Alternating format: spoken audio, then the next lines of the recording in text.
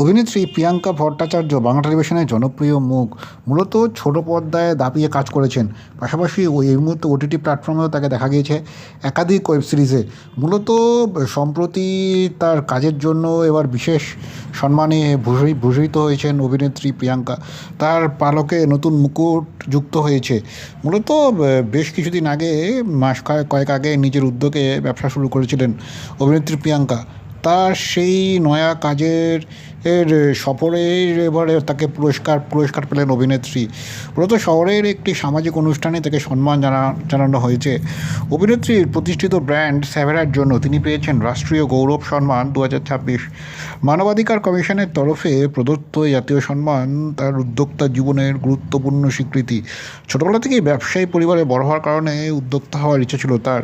সেই স্বপ্নকেই বাস্তবে রূপ দেন স্যাভেরা ব্র্যান্ডের মাধ্যমে। গোটা বিষয়টি নিয়ে সম্প্রতি সাক্ষাৎকারে সংবাদ মাধ্যমে প্রিয়াঙ্কা জানিয়েছেন, একজন উদ্যোগপতি হিসেবেও এই স্বীকৃতি পেয়ে তিনি আপ্লুত।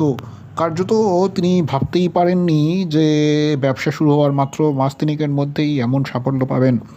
মূলত প্রিয়াঙ্কা জানিয়েছেন তিনি গয়নার ব্যবসা শুরু করেছেন। তিনি একজন ব্যবসায়ী বাড়ির সন্তান, ছোটো থেকেই দেখেছেন তার বাবাও চুরিও ব্যবসা করেছেন, তাই অভিনয়কে পেশা হিসেবে বেছে নেওয়ার অনেক আগে থেকে তার ভাবনা ছিল একদিন ব্যবসা করব, কারণ তার রক্তে ব্যবসা শেষমেশ সেটাই তিনি করেছেন। 2025 সালের প্রসঙ্গত উল্লেখ্য, 2025 সালের ডিসেম্বর মাসে স্যাভেরা ব্র্যান্ডের সফর শুরু হয়েছিল এবং 2026 সালের জানুয়ারিতেই কলকাতায় প্রথম স্টোর চালু করা হয়। খুব শীঘ্রই আরও একাধিক স্টোর খোলার পরিকল্পনা রয়েছে বলে জানিয়েছেন প্রিয়াঙ্কা।